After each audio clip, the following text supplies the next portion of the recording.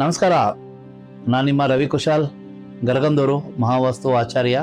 ಇವತ್ತು ಒಂದು ಟಾಪಿಕ್ ಬಗ್ಗೆ ಮಾತಾಡೋಣ. ವಾಸ್ತು, ಮನುಷ್ಯನ ಶರೀರ ಮತ್ತು ಲ್ಯಾಂಡ್ ಎನರ್ಜಿ, ಇದಕ್ಕೆ ಒಂದು ಸಂಬಂಧ ಇದೆಯಾ ಅಂತ. ಹೌದು, ಒಂದಕ್ಕೊಂದು ಸಂಬಂಧ ಇದೆ. ಮೊದಲನೇದಾಗಿ ಮೂಲಾಧಾರ ಚಕ್ರ, ರೂಟ್ ಚಕ್ರ ಅಂತಾರೆ. ಸ್ಟೆಬಿಲಿಟಿ ಆ್ಯಂಡ್ ಗ್ರೋತ್ ಕೊಡುತ್ತೆ.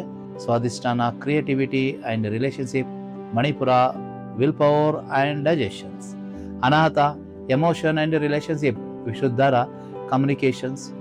ಆಜನ, ವಿಸ್ಡಮ್ ಆ್ಯಂಡ್ ಫೋಕಸ್. ಕೊನೆಯದಾಗಿ ಸಹಸ್ರಾರ ಚಕ್ರ ಅಂತ ಹೇಳ್ತೀವಿ. ಸಹಸ್ರಾರ ಚಕ್ರ ಅಂದರೆ 1000 ದ್ವಾರಗಳು.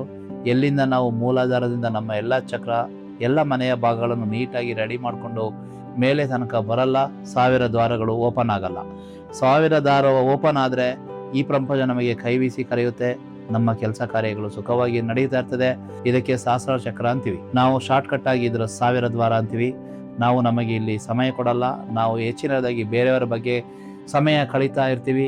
ನಾವು ಹೇಗೆ ಮುಂದುವರಿಲಿಕ್ಕೆ ಸಾಧ್ಯವಿದೆ? ಈ ಪ್ರಕೃತಿ ಮತ್ತು ದೇವರು ನಮಗೆ ಎಲ್ಲವನ್ನು ಕೊಟ್ಟಿದ್ದಾನೆ. ನಾವು ಅದರ ಬಗ್ಗೆ ಗಮನ ಹರಿಸೋಣ ಹಾಗೂ ಜೀವನದಲ್ಲಿ ಮುಂದುವರಿಯೋಣ. ನಾವು ಬದಲಾದರೆ ಈ ಸಮಾಜ ಹಾಗೂ ದೇಶ ಉನ್ನತ ಮಟ್ಟದಲ್ಲಿ ಇರುತ್ತದೆ.